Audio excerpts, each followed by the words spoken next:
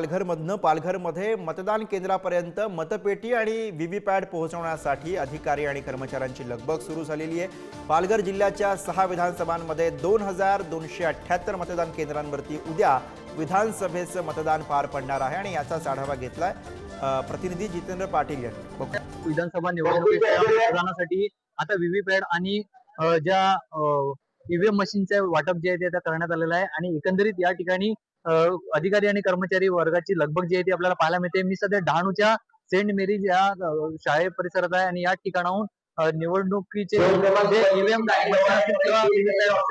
हे वाटप करण्यास सुरुवात झालेली आहे आणि आता हे ईव्हीएम मशीन थेट मतदान केंद्रापर्यंत पोहोचवण्यासाठी या ठिकाणी अधिकारी आणि कर्मचारी वर्ग आपल्याला पाहायला मिळतात। एकंदरीत बघितलं तर पालघर जिल्ह्यामध्ये 6 विधानसभा क्षेत्र आणि या 6 विधानसभा क्षेत्रासाठी 2278 इतके मतदान केंद्र जे उभारण्यात आलेले आहे आणि कायदा सुव्यवस्था साधारणतः 4000 पोलीस कर्मचारी, त्याचबरोबर 2000 होमगार्ड, त्याचबरोबर 6 सीआरपीएफच्या तुकड्या ज्या आहेत त्या या ठिकाणी तैनात करण्यात आलेल्या आहेत। एकंदरीत बघितलं तर पालघर जिल्ह्यामध्ये साधारणतः 22,92,000 इतके मतदार जे ते उद्या मतदानाचा हक्क बजावणार आहेत आणि आता आपण एकंदरीत बघितलं तर कायदा सुव्यवस्था बिघडू नये यासाठी पालघर प्रशासन जे ते संपूर्ण सज्ज झालेलं पाहायला मिळत आहे।